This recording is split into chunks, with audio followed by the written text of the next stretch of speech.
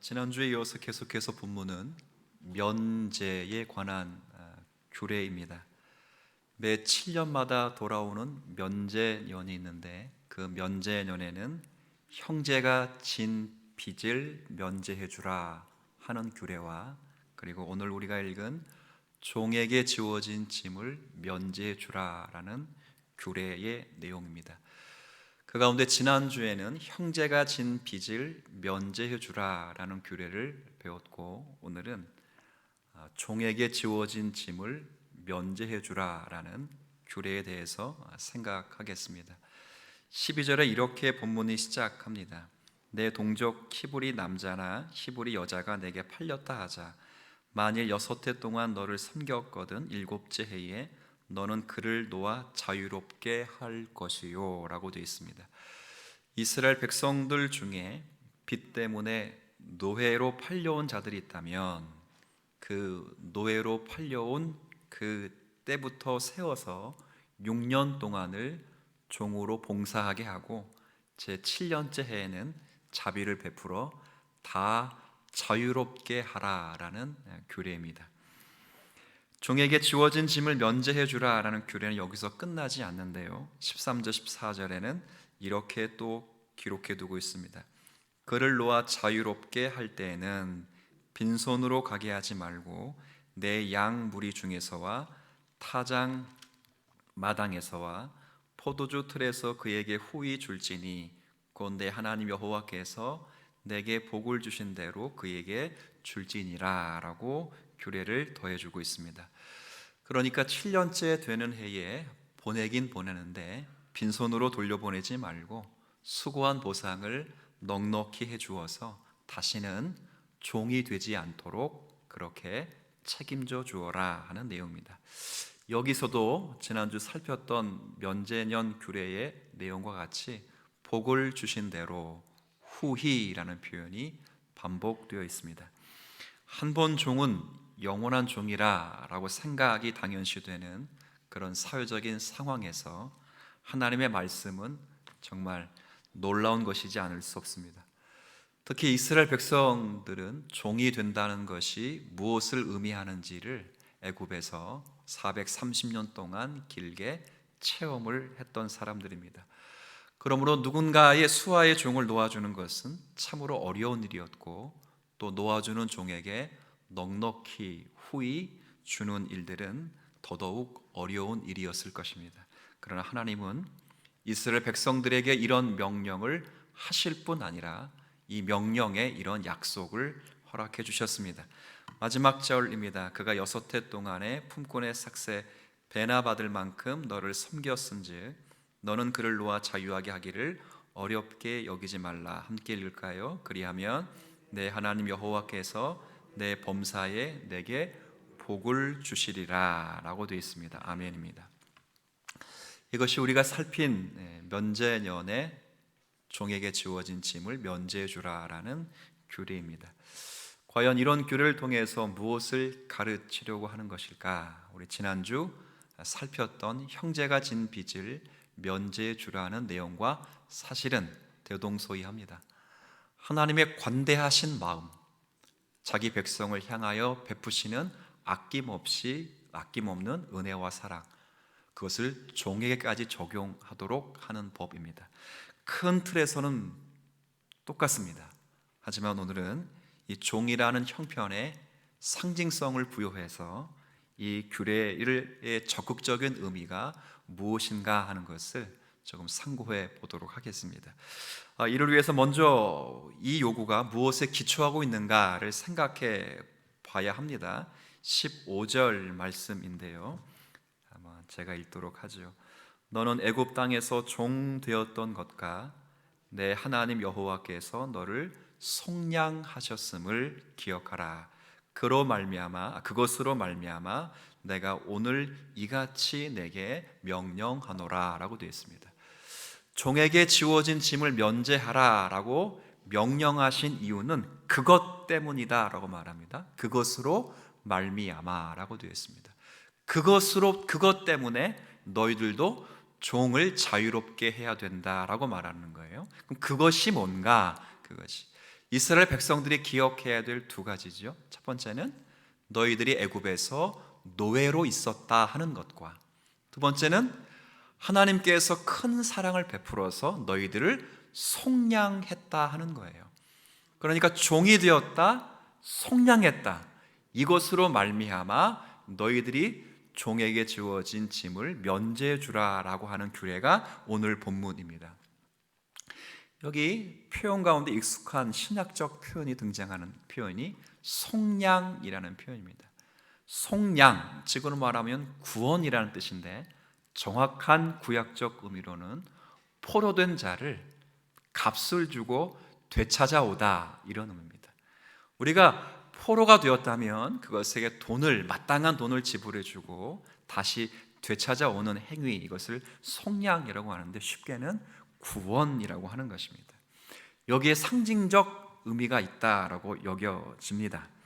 하나님께서 애굽의 노예였던 이스라엘 백성들을 종에서 해방시켜 주었듯이 동일하게 죄와 사망의 노예였던 저와 여러분을 종과 사망의 자리로부터 우리를 구원해 주시고 속량해 주시고 해방시켜 주셨다 하는 것이 이 규례 속에 담겨진 영적인 상징성이 아닐까 싶습니다.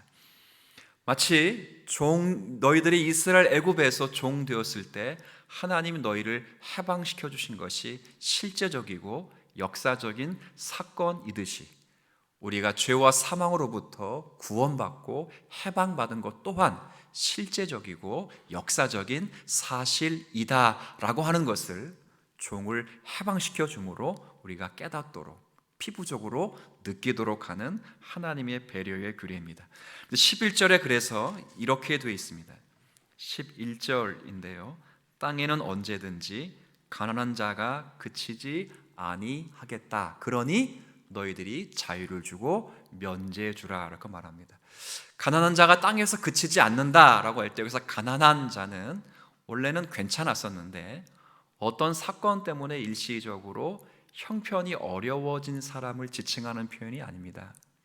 여기서 가난한 자라고 하는 것은 그런 의미가 아니라 다른 사람이 긍휼과 구제와 은혜를 베풀지 않는다면 스스로 자기를 책임질 수 없는 그런 존재들이 항상 역사 속에는, 우리 가운데는 존재할 수밖에 없다, 이렇게 말을 하는 겁니다. 그게 대표로 오늘 우리가 읽은 12절부터 18절의 종이었던 것입니다.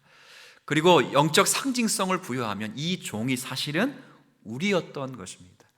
그러나 하나님께서 이스라엘 백성들을 애굽에서 종노릇하던 그들을 건져내신 것처럼 동일하게 그리스도 예수 안에서 저와 여러분을 죄와 사망의 노예로부터 우리를 건져내신 것을 상징하는 것입니다. 그렇습니다. 우린 다 죄의 후유증들을 가지고 있었습니다. 우리가 하나님 앞에 죄를 범하고 나서 죄인된 몸이 되고 난 이후에는 우리가 많은 것을 잃어버렸습니다. 하나님 앞에서 거룩함을 잃어버렸고요, 하나님 앞에서 의와 생명을 잃어버렸습니다. 그래서 누군가가 우리를 책임져 주지 않으면, 누군가가 우리에게 은혜와 긍휼과 자비를 베풀어 주지 않으면 오늘 본문에 기록된 종처럼 스스로를 우리가 책임질 수 없는 형편에 있었던 사람들입니다. 그러나 하나님께서 긍휼의 풍성하신 은혜를 따라 종을 해방시켜 주셨듯이 동일하게 우리를 하나님의 은혜와 긍휼 가운데 우리를 해방시켜 주셔서 하나님의 자녀로 살아갈 수 있는 은혜를 허락해 주신 것입니다.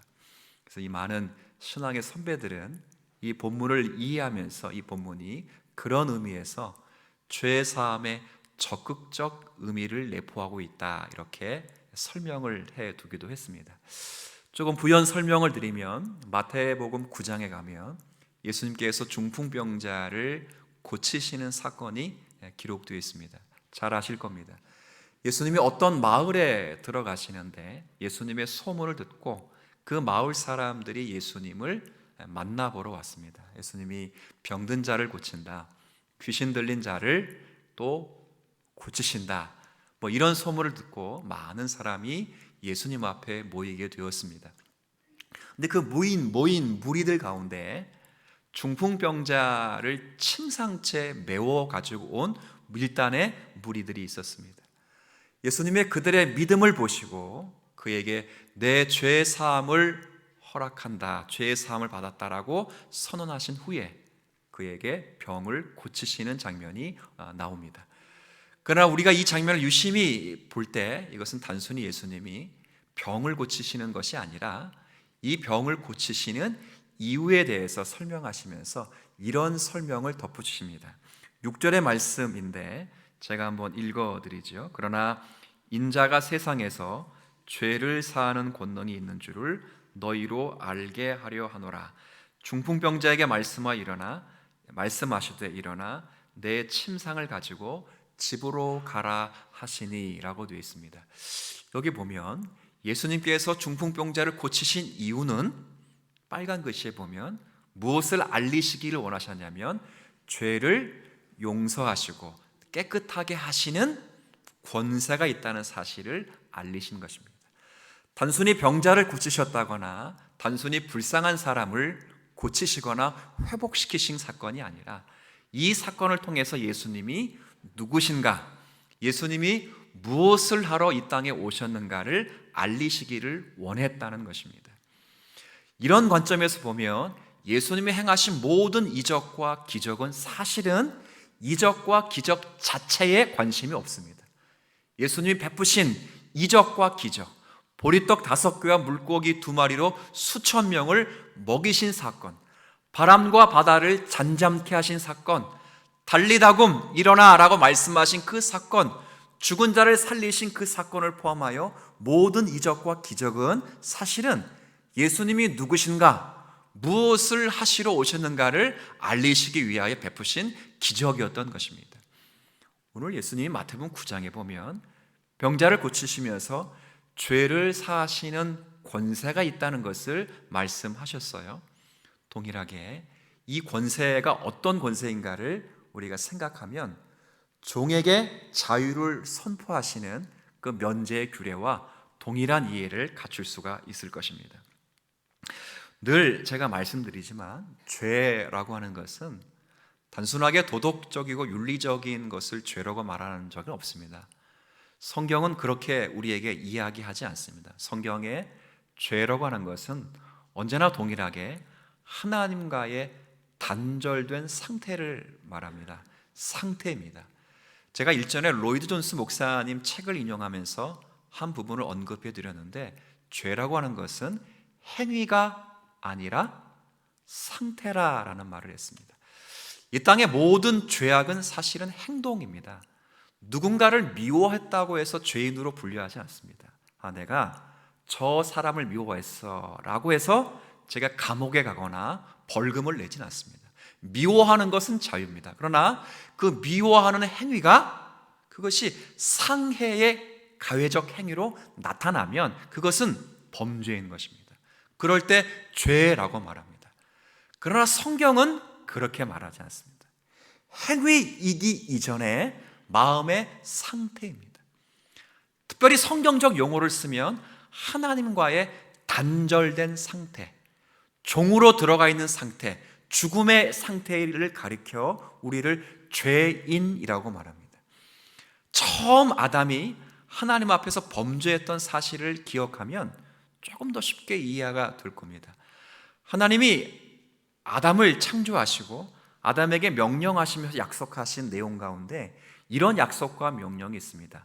너희들이 다른 건 다 먹어도 선악수의 열매는 먹지 말아라. 먹는 날에는 정령 죽으리라. 개역개정에는 반드시 죽으리라. 이렇게 번역되어 있습니다. 우리 성경은 그렇게 번역되어 있습니다. 반드시 죽으리라. 근데 이 말을 듣고 아담과 하와가 유혹을 받아서 결국 먹게 됩니다. 그런데 죽지 않고 추방되었습니다. 에덴 동산에서 쫓겨났습니다. 하나님 분명히 반드시 죽으리라 라고 말씀하셨는데 죽지 않고 다만 쫓겨나게 된 것입니다.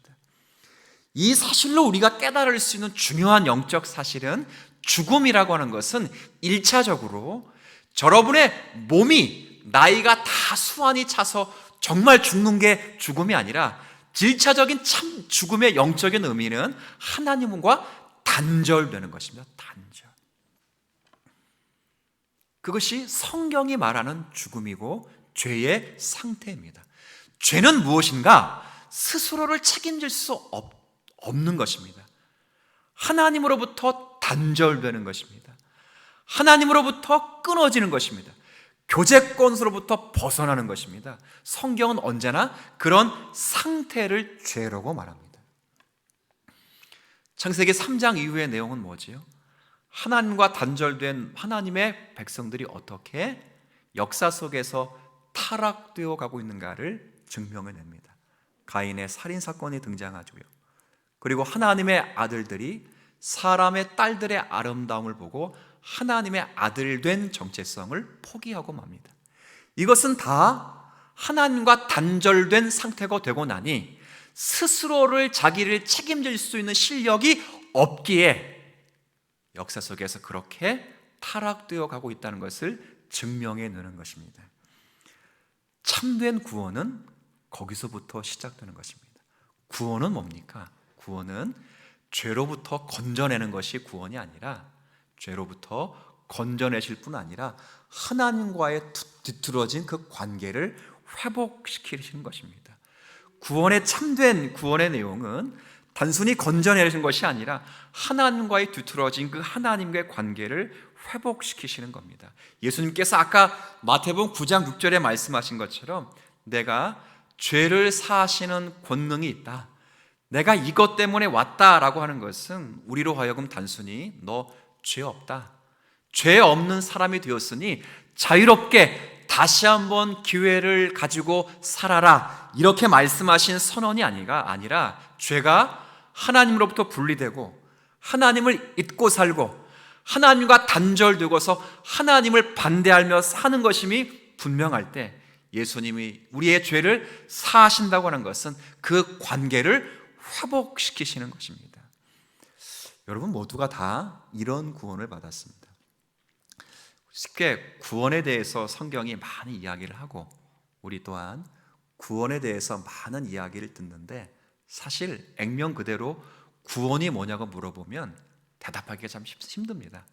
만약 여러분이 오늘 집에 가실 때 제가 한 분씩 다 붙잡고 구원이 뭡니까? 장로님, 구원이 뭡니까? 라고 물어보면 뭐라고 답을 하시겠습니까? 이게 한자적 함정 때문에 많이 오해를 하게 되는데요. 이 구원의 한자적 의미가 뭐냐면 구자는 당길 구자입니다. 죄송합니다. 구할 구자입니다. 구할 구자에 원자는 당길 원자입니다. 그러니까 구하기 위해서 당긴다는 겁니다. 바꿔 말하면 건져내다 이런 뜻입니다. 근데 구원은 건져내다라는 뜻만 있지 않습니다.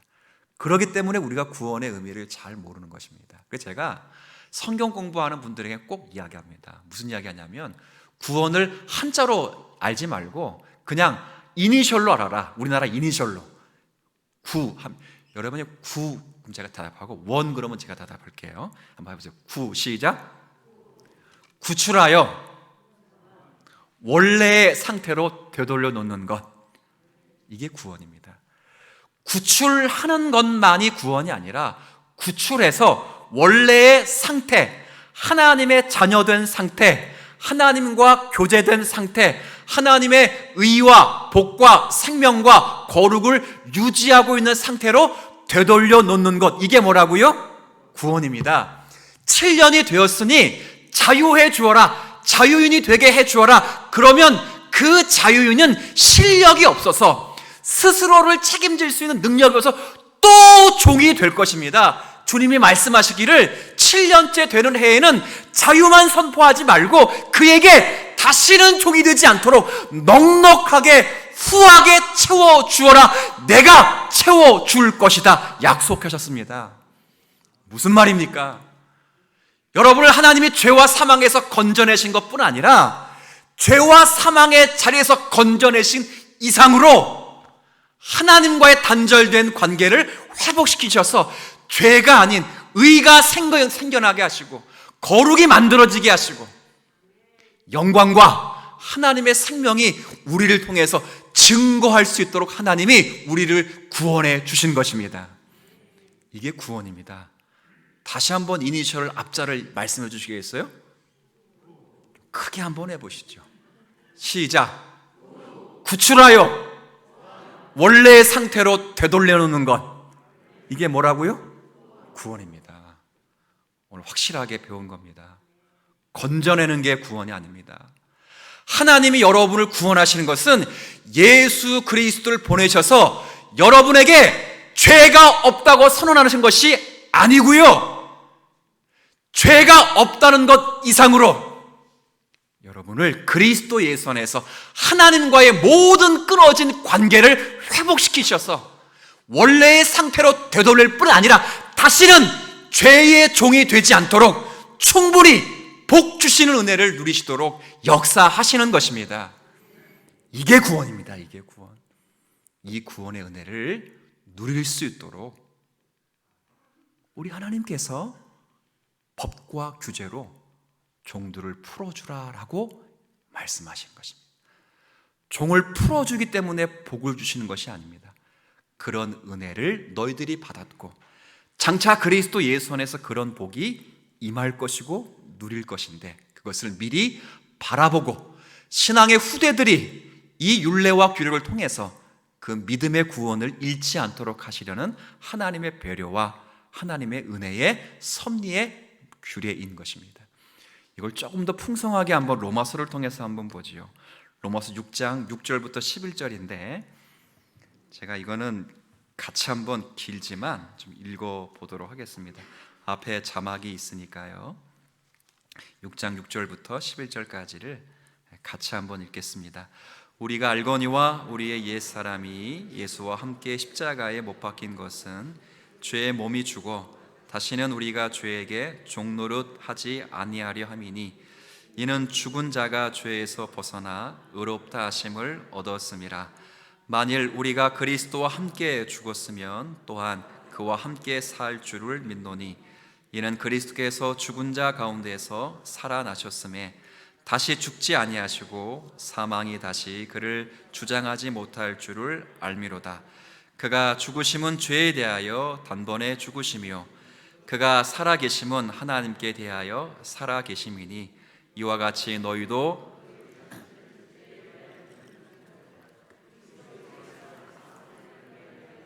살아있는 자로 여길지어다. 아멘. 예수님께서 이 내용은 뭐냐면, 예수님께서 오셔서 죄를 사하신다고 하셨는데 어떻게 우리를 죄로부터 구원하셨는가 하는 내용입니다. 신약 성경 가운데 굉장히 잘 요약된 내용입니다. 어떻게 우리를 죄로부터 구원하셨는가 그럴 때 용서해 준다, 죄 없는 것으로 여겨준다, 이게 아니고 죄 가운데서 우리를 꺼내신다입니다. 방금 전에 읽었던 빨간 글씨 부분입니다. 죄에 대하여는 죽은 자요, 누구에 대해서는? 하나님에 대해서는 살아있는 자로 살게 하신다. 이게 여러분을 어떻게 죄에서 구원하셨는가의 의미입니다. 이 구원을 주시기 위해서 우리를 어떻게 꺼내셨는가 그럴 때는 파란 글씨입니다. 파란 글씨의 내용이 뭐냐면, 예수님이 저와 여러분을 자신의 품 안에 죽으시고 직접 죽음의 자리에 들어가셔서 우리를 대신하여 죽으심으로 죽음의 존재를 소멸시키신 것입니다. 우리를 건져내신 것뿐 아니라, 죄와 사망으로부터 건져내신 것뿐 아니라 다시는 죄와 사망으로 들어갈 수 없도록 죄와 사망이라는 존재를 소멸시켜 버리신 것입니다. 우리와 함께 죽으신 것입니다. 우리가 죽은 것입니다. 예수가 죽으신 것이 아니라 예수가 죽으심으로 우리가 죽으신 것이다, 그 말입니다. 주께서 우리를 그의 품에 안으시고 우리를 죄의 종이라는 신분에서 없이 하실 뿐 아니라 다시 살아나셔서 인류의 새로운 대표자가 되셔서 우리를 죄가 아닌 의의 자녀로 살아가게 하신 것입니다.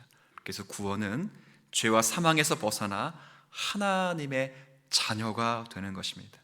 하나님으로부터 분리되고 단절되고 하나님을 잊고 반대하며 살던 그 자리로부터 하나님의 자녀라는, 하나님의 사랑받는, 하나님과 교제를 누리는, 하나님 본받는 자리로 변화된 것입니다.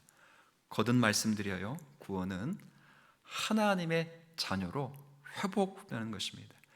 신의 성품에 참여하는 것이고 영원한 영광과 지극히 크신 하나님의 자녀라는 이름으로 거듭나는 것입니다. 우리의 삶은 하나님이 함께 하시는 삶이요, 여러분의 존재와 여러분의 생각과 여러분의 발언과 여러분의 모든 것은 다 하나님의 의와 진리와 생명과 이제부터는 연결이 되어서 여러분이 사시는 곳에서 하나님의 생명의 향기가 증거될 뿐 아니라 여러분이 발언하는 모든 발언 속에서 하나님의 살아계심이 증거되고 여러분의 수고하는 손과 여러분이 증거되는 모든 삶의 현장에 하나님이 복주심과 자기 백성을 지키시는 당신의 영광을 나타내실 자유인으로 우리가 구원받았다는 사실을 의심하지 않으셔야 합니다. 물론 세상은 여전히 저와 여러분들이 자신들의 종인 줄 압니다. 분명히 주님께서 우리를 자유케 하셨는데 여전히 세상은 저와 여러분들이 종인 줄 알고 우리를 괴롭히기도 합니다.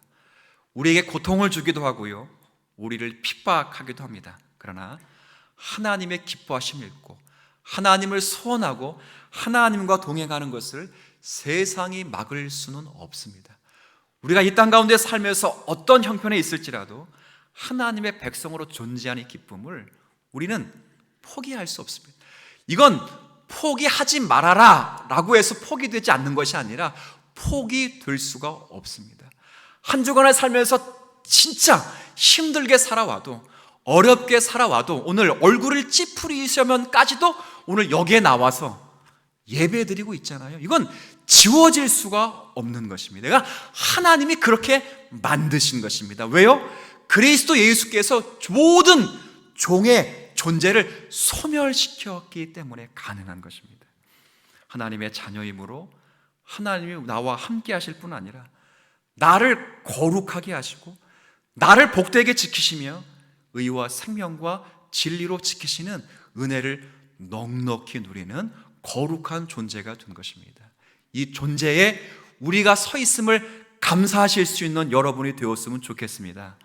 거듭 강조하는 것은 회복된 이 자리가 됐다면 이제 지난주와 연결해서 우리가 이 종에서 자유함 받은 의의 자녀가 된, 구출하여 원래의 상태로 되돌려진 이 회복의 은혜를 누리는 자가 어떻게 살아야 되는가, 동일한 종들에게 긍휼을 베풀어 주는 것입니다. 속량으로 말미암아 이런 규례를 명령하셨다고 말했으니 우리가 구원의 값진 은혜를 누렸으니 동일하게 종으로 있는 형편에 있는 자들에게 은혜와 사랑을 베풀어 주는 것입니다. 그들의 인생을 책임져 줄 수 없습니다. 내가 그를 도우면 그들이 살고 내가 그를 안 도우면 그들이 죽는 식으로 하나님이 인류의 역사를 주관하진 않습니다. 그러나 우리가 그들을 도우면서 뭘 깨닫게 하시냐면, 우리가 너희를 책임질 수는 없지만 너희를 책임질 수 있는 참된 자유를 주실 수 있는 하나님이 살아계시다는 하나님의 살아계심의 손길 역할을 우리가 충분히 감당할 수 있는 것입니다. 이걸 잘 감당하셔야 됩니다. 여러분이 베푸는 단돈 1,000원, 2,000원, 10,000원, 이건 그냥 여러분이 기증하는 어떤 것이 아니라 하나님의 은혜와 복음을 선물해 주는 것이 있습니다. 여러분, 교회가 미얀마를 위해서 참 많이 기도합니다. 군부 쿠데타가 일어난 시점부터 지금까지 여러분이 매일 기도 속에서 우리가 기도 제목으로 내고도 기도하지요. 벌써 5개월이 흘러서 많은 어려움이 가중된 현실을 살고 있습니다. 직장, 경제, 사업 뭐 하나 제대로 그 민주화를 열망하는 그 미얀마 사회 속에서 실현되기가 어려워서 굉장히 빈곤 속에 살아갑니다. 월급도 제대로 못 받는다고 해요.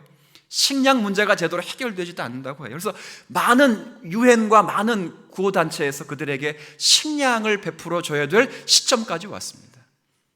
제가 세계 모든 종족 선교회 목사님께 여쭈어서 그 과정을 여쭙고 드는 마음 가운데 들었던 생각이, 쌀 한 포대씩 우리가 보내주는 게 참 좋겠다라는 강권적인 생각을 했어요.